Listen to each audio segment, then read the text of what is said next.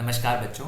अपन ने प्रोबेबिलिटी का पहला वीडियो कंप्लीट कर लिया है। इस दूसरे वीडियो में अपन 11th क्वेश्चन से स्टार्ट करने वाले हैं। अगर आपको नहीं पता ये वीडियो किस बारे में है तो अपन प्रोबेबिलिटी के कुछ क्वेश्चंस कर रहे हैं। आप कैसे क्वेश्चंस कर रहे हैं सर? प्रीवियस ईयर क्वेश्चंस कर रहे हैं, लास्ट 10 इयर्स के अटेम्प्ट्स के, यानी 2012 से लेके 2022 तक अपन प्रोबेबिलिटी में जीरो टू हीरो बनने वाले हैं। ठीक है, मेरा नंबर पिछले वीडियो में दे रखा है मैंने। अगर कोई डाउट आता है तो आप मुझे कॉल या फिर टेक्स्ट कर सकते हैं। एडिशनली अगर ये क्वेश्चंस की पीडीएफ आपको चाहिए तो आप मुझे या तो कमेंट कर सकते हैं या फिर आप मुझे व्हाट्सएप पे पर्सनली मैसेज कर सकते हैं। ठीक है, तो आ जाओ अपन स्टार्ट करते हैं प्रोबेबिलिटी के 11th क्वेश्चन से। ठीक है, प्रैक्टिस करना। सो क्वेश्चन क्या बोल रहा है? A player tosses 3 coins. A player tosses 3 coins. He wins rupees 5 if he wins rupees 5, okay, if 3 head appear. 3 heads appear, okay. Rupees 3 if 2 heads appear, okay. ठीक है, ऐसा क्वेश्चन अपन ने already कर रखा है तो ज़्यादा लोड लेंगे नहीं। अगर हेड 0 आए, एक केस 1 आए, 2 आए, 3 हेड आ जाए, ठीक है। तो अगर 0 हेड है तो अपन को कितने रुपए मिल रहे हैं? मिल नहीं रहे हैं सर, जा रहे हैं। अरे बाप रे, लॉस हो गया। अगर एक हेड आए तो क्या मिल रहा है सर? 1 रुपये मिल रहा है। बड़ी नाइंसाफ़ी है गुरु। अगर 2 हेड आए तो अपन को 3 रुपये मिल जाते हैं, और 3 हेड आए तो अपन को 5 रुपये मिल जाते हैं। तो इस क्वेश्चन को कैसे करेंगे सर? अरे सर बहुत आसान है। ये आपकी एक्स हो गई, अब इसकी प्रोबेबिलिटी निकाल लो। प्रोबेबिलिटी कैसे सर? 0 हेड आने की क्या प्रोबेबिलिटी होगी? यानी तीनों टेल आ गए। अरे बहुत आसान है यार, इतना तो आपको आना ही चाहिए। ठीक है, ये नहीं आ रहा ना तो बड़ी दिक्कत वाली बात है। फिर बेसिक्स वाली वीडियो की बहुत ज़रूरत है आपको। ठीक है, अब आप इसको इनसे मल्टीप्लाई कर दोगे तो ये क्या हो जाएगा? 15/8 प्लस कर दोगे 3/8 प्लस कर दोगे 9/8 प्लस कर दोगे 5/8। अब आप इनको प्लस करोगे तो क्या आएगा? 2/8, that would be 0.25। Great. Two coins are tossed simultaneously, then the probability of getting exactly one head is, अरे यार 2 कॉइन टॉस हुए, एक हेड आने की क्या प्रोबेबिलिटी? एग्जैक्टली 2/4 यार, 1/2, नथिंग स्पेशल। ठीक है, ओके। अब क्वेश्चन क्या बोल रहा है? एक क्रिकेट टीम है, ठीक है, वो कानपुर में मैच जीते, इसकी आपको क्या प्रोबेबिलिटी दे रखी है भाई? उसको ये प्रोबेबिलिटी दे रखी है 2/5। और दिल्ली में मैच हार जाए, उसकी क्या प्रोबेबिलिटी दे रखी है? 1/7। ठीक है, 1/7। तो ये है दिल्ली, ये है कानपुर। ठीक है, कानपुर में जीतने की, तो कानपुर में हारने की क्या प्रोबेबिलिटी हो जाएगी भाई जी?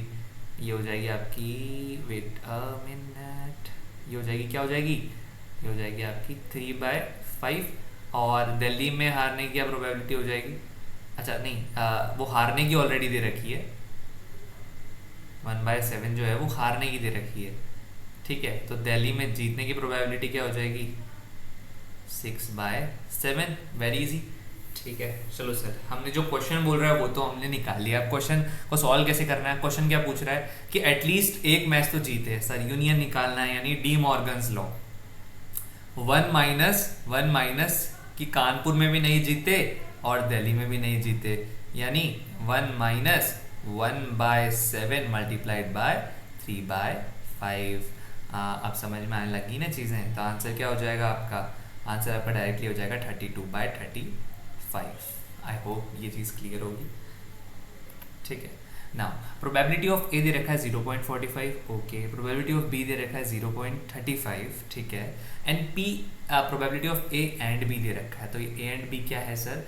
ये और कुछ नहीं है, ये इंटरसेक्शन है। ठीक है, ये 0.25 दे रखा है आपको। तो पी ए बाई बी यानी कंडीशनल प्रोबेबिलिटी निकालना है। तो बहुत बेसिक सी बात है कि पी ए बाई बी होता क्या है? पी ए बाई बी क्या होता है? Probability of A intersection B upon में प्रोबेबिलिटी ऑफ बी। ठीक है, this will go like this, 0.25 upon 0.35। Please solve this now. एक इवेंट है, एक A1 जिसकी प्रोबेबिलिटी आपको दे रखी है 2/3, एक A2 है जिसकी प्रोबेबिलिटी दे रखी है 3/8, ओके। और दोनों का इंटरसेक्शन जो दे रखा है 1/4। अगर इंटरसेक्शन है तो ऑब्वियस सी बात है कि या तो इंडिपेंडेंट होगा या फिर या तो कोई इंडिपेंडेंट इवेंट होगा बेसिकली। ठीक है, या फिर हो सकता है कि कंडीशनल इवेंट हो। ठीक है, लेकिन म्यूचुअली एक्सक्लूसिव तो नहीं हो सकता।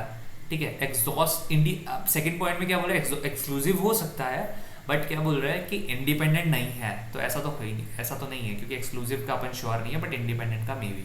ठीक है, तो बेस्ट पॉसिबल बैट है ये, और 3 अटेम्प्ट में आया तो इंपॉर्टेंट थ्योरी क्वेश्चन निकल के आता है। ठीक है, अब ऐसे ही थ्योरी क्वेश्चंस और आगे आने वाले हैं। ठीक है नाउ, अच्छा इंडिपेंडेंट क्यों है सर? क्योंकि इंटरसेक्शन आ गया, और इंटरसेक्शन तभी आ सकता है जब इंडिपेंडेंट हो, इतना आपको आइडिया होना चाहिए। ठीक है, क्योंकि म्यूचुअली एक्सक्लूसिव में तो इंटरसेक्शन जीरो होता है। ठीक है, और म्यूचुअली एक्सक्लूसिव और इंडिपेंडेंट इवेंट्स बहुत अलग अलग चीज़ें हैं। ठीक है, if a pair of dice is throne, what is the probability of occurring neither 7 nor 11? देखो, अब इसके लिए ना अपन एक चीज़ समझेंगे। देखो बहुत इंपॉर्टेंट चीज़ बताने जा रहा हूँ, ट्रिक है ये। तो मैंने बताया था क्वेश्चन में अपन ट्रिक भी करने वाले हैं कवर। तो इधर देखो, सपोज करो सम आता है, तो सम क्या आ सकता है सर? 2 आ सकता है, 3 आ सकता है, सम और क्या आ सकता है? सम 4 आ सकता है, सम 5 6 7 8 9 10 11 और 12 आ सकता है। ठीक है, अब सम 2 आए, इसकी क्या प्रोबेबिलिटी हो जाएगी सर? 1/36, यानी 1 और 1 दोनों डाइस में आए, इसकी हो जाएगी 2/36। ये चलता जाएगा 3/36 4/36, यहाँ पे हो जाएगी 6/36, और अब यहाँ से डिक्रीज होना स्टार्ट हो जाएगा। ठीक है, डिक्रीज होना स्टार्ट हो जाएगा और वापस पहुँच जाएगा 1/36 पे 6 के साथ। ठीक है, तो ये चार्ट ना आपको याद रखना पड़ेगा, एक ट्रिक है।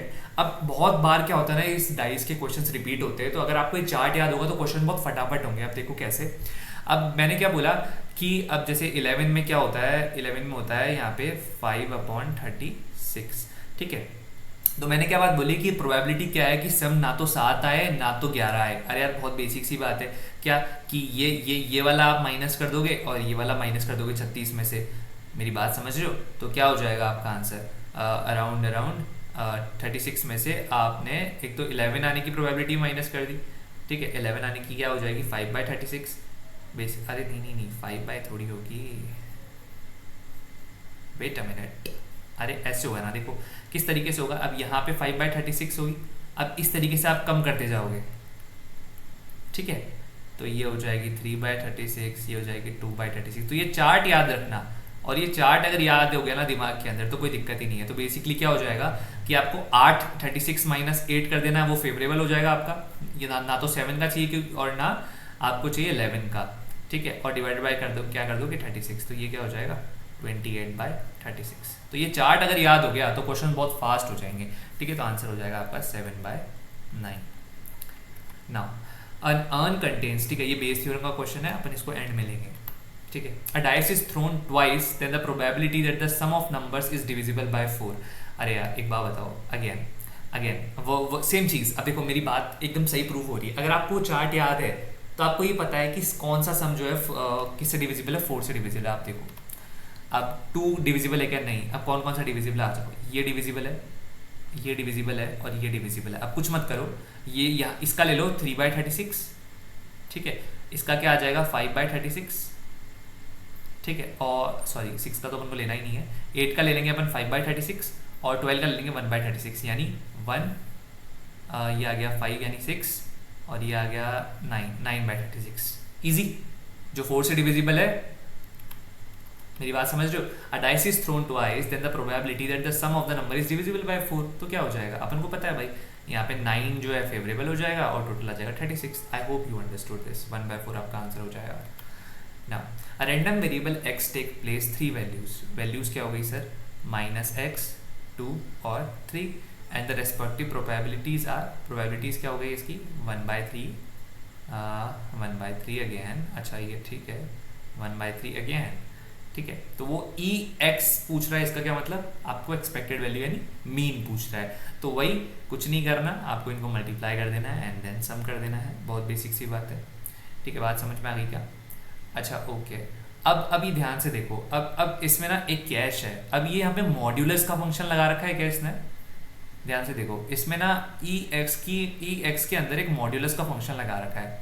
अब उसका क्या मतलब हुआ? देखो, अब इतना इजी भी नहीं है, कभी कभी गलती हो सकती है। ठीक है, अगर ये ex यूं देता तब तो ये मीन की बात कर रहा था, कोई लोड ही नहीं है सर मीन की बात कर रहा था। लेकिन इसने इसके अंदर ये ब्रैकेट दिया है। ठीक है, इसका क्या मतलब? जो x है ना, x आपको ये मॉड्यूलस लगाकर प्रोबेबिलिटी से मल्टीप्लाई करना है। अगर ये इसकी जगह ये नहीं देता, इसकी जगह ये दे देता कि ये निकालो मेरे भाई, तो आपको x को स्क्वायर करके प्रोबेबिलिटी से मल्टीप्लाई करना पड़ता। अब मॉड्यूलस हो जाएगा तो ये प्लस का साइन हो जाएगा, ठीक है, और प्लस पे तो कोई असर आएगा ही नहीं। तो अब प्रोबेबिलिटी कैसे निकलेगी, 1/3, 2/3 और 3/3। तो this would be basically what it would be 6/3 and answer will be 2। लेकिन अगर आप माइनस से निकालने जाते तो आंसर गलत आता। तो ये छोटी छोटी चीज़ें हैं, आपको दिमाग में रखनी पड़ेंगी। ठीक है, काफ़ी अच्छा क्वेश्चन है, काफ़ी अच्छा क्वेश्चन है, क्योंकि इसमें क्या है कि आप कई बार है ना, बहुत चांसेस है कि आप मिस कर दोगे ये चीज़। ठीक है, last question for this part, there are 6 positive integers. अब ये भी बड़ा प्यारा क्वेश्चन है। There are 6 positive and 8 negative numbers. ठीक है, 4 नंबर्स आर सिलेक्टेड। देखो क्या बोल रहा है कि 6 तो पॉजिटिव नंबर है और 8 क्या है, नेगेटिव नंबर है। Okay, 4 numbers are selected. अब इनमें से जो 14 नंबर्स हैं, इनमें से 4 नंबर आपको सिलेक्ट करने हैं। ओके भाई, at random without replacement. Without replacement का क्या मतलब हो गया कि आपको वापस रिप्लेस नहीं करने हैं, आपको वापस। अब इसको डिटेल में समझेंगे। बेसिकली क्या होता है, विद रिप्लेसमेंट का मतलब होता है कि आपने जो नंबर निकाल लिया, आप उसको वापस उन नंबर्स में रिप्लेस कर दोगे, यानी रख दोगे। तो सपोज करो अगर मैंने एक कार्ड निकाल लिया फॉर इंस्टेंस, तो एक कार्ड निकालने की प्रोबेबिलिटी क्या होगी, 1/52। अब मैंने बोला कि अब मैंने दूसरा कार्ड निकालना है, तो उसकी निकालने की प्रोबेबिलिटी 1/51 हो जाएगी, अगर आपने विदाउट रिप्लेसमेंट किया है। तो अगर विथ रिप्लेसमेंट किया है तो वही 52 वापस सैम्पल स्पेस में आ जाएगा। मेरी बात समझ में आ रही है? तो विदाउट रिप्लेसमेंट, विथ रिप्लेसमेंट इस तरीके से काम करता है। ठीक है, चाहो तो लिख लो। विथ रिप्लेसमेंट का मतलब हो गया कि आपने वो कार्ड वापस रख दिया, ठीक है, रिप्लेस कर दिया, तो प्रोबेबिलिटी सैम्पल स्पेस वापस से पूरी हो गई। ठीक है, और विदाउट रिप्लेसमेंट मतलब आपने वो नंबर या तो वो नंबर जो है निकाल लिया, कार्ड निकाल लिया, अब आप जो बचे हुए हैं उसमें से वो प्रोबेबिलिटी निकालने वाले हो। ठीक है, बहुत बहुत क्लियर सी है। अब क्या बोल रहा है कि there are 6 positive 8 negative numbers. Okay, 4 numbers are selected. Okay, अब बोल रहा है कि find the probability that the product will be positive. ठीक है, अब एक बात मुझे बताओ कि अगर आपने नंबर सिलेक्ट किए, अब ऑब्वियसली बात है प्रोडक्ट के लिए नंबर सिलेक्ट करोगे, तो आपने सपोज करो कि 4 नेगेटिव नंबर ले लिए, यानी 8C4, 4 नेगेटिव नंबर ले लिए, या फिर चारों ही पॉजिटिव नंबर ले लिए। इसमें भी प्रोडक्ट क्या होगा, अब ये 4 नंबर अपन सिलेक्ट किस लिए कर रहे हैं, क्योंकि इनका प्रोडक्ट होगा। ठीक है, तो अपन को प्रोडक्ट करने की जरूरत नहीं है, लेकिन क्योंकि सिलेक्ट चारों करने हैं तो अपन तो ये करेंगे ना कि इनका प्रोडक्ट जो है पॉजिटिव आएगा। तो अगर आपने 4 नेगेटिव ले लिए तो उनका प्रोडक्ट भी पॉजिटिव आएगा, तो 8 में से 4 सिलेक्ट कर लिए, 6 में से 4 सिलेक्ट कर लिए, सारे पॉजिटिव हैं तो प्रोडक्ट तो पॉजिटिव आना ही है। अब एक लास्ट केस क्या रह गया, सोचो सोचो सोचो, नहीं सोच पाए, 8C2 मल्टीप्लाइड बाय 6C2। ठीक है, समझ गए, मेरी बात समझे? 3 केस निकल के आएंगे जिसमें प्रोडक्ट पॉजिटिव रहेगा। अब टोटल क्या हो जाएगा, टोटल क्या हो जाएगा, अरे सोचो ना, 14C2। मेरी बात समझ में, सॉरी 14C2 नहीं, 14C2 नहीं मेरे भाई, 14C क्या हो जाएगा, 14C6, कोई भी 6 हो जाएगा, क्या होगा, क्वेश्चन स्किप हो गया दिमाग से, कोई 14C4। अच्छा 4 नंबर की बात करें ना, हाँ तो क्या समझ में आई मेरी बात? 3 केस क्या बने कि आपने 4 नेगेटिव नंबर का प्रोडक्ट करवा दिया, 4 पॉजिटिव नंबर का प्रोडक्ट करवा दिया, और लास्ट केस कि 2 नेगेटिव 2 पॉजिटिव का प्रोडक्ट करवा दिया। अरे भाई इतना आसान चीज़ है। और सैम्पल स्पेस यानी टोटल जो अपने टोटल नंबर ऑफ वेज होंगे, आउटकम्स होंगे, वो क्या हो जाएगी, 14C4। अब इसको निकालोगे तो कैसे निकालोगे, देखो ये वाला आपके लिए सॉल्व कर देता हूँ। ठीक है, किस तरीके से करेंगे, वैसे तो आप कर ही सकते हो इसको सॉल्व। ठीक है, I guess it won't be that hard, but ठीक है। ठीक है, अब आप क्या करोगे, 8 फैक्टोरियल को डिवाइड कर दोगे किससे, जैसे 8 × 7 × 6 × 5। इसको फास्ट करने का तरीका क्या है, इस तरीके से लिखा और डिवाइड कर दिया 24 से। ठीक है, कैलकुलेटर में करते रहो, कोई दिक्कत नहीं है। ठीक है, इस तरीके से 6 × 5, ओके 6 × 5 और डिवाइड कर दिया किससे, 2 से। ठीक है, और ये क्या हो जाएगा, 8 × 7 और डिवाइड किससे कर दोगे, 2 से। ठीक है ना, और ये क्या हो जाएगा, 6 × 5 और डिवाइड किससे कर दोगे, 2 से। इस तरीके से आप इसको सॉल्व करोगे, 14C4 तो 14 × 13 × 12 × 11। ऑलराइट, अब जो बाकी का जो 4 फैक्टोरियल है उससे इसको क्या कर दोगे, और डिवाइड कर दोगे। ठीक है, तो जब इसको आप सॉल्व करोगे, ठीक है, जब तो इसको आप सॉल्व करोगे, तो जो सपोज करो मैं सॉल्व कर ही देता हूँ, तो 3 × 2 = 6 हो जाएगा। तो ये पार्ट क्या निकल के आता है अपना, ठीक है, अब ये पार्ट जो है वो क्या निकल के आएगा अपना, 3 × 2 = 6 हो जाएगा, सो 14। वेट अ मिनट, कैलकुलेटर निकाल देता हूँ।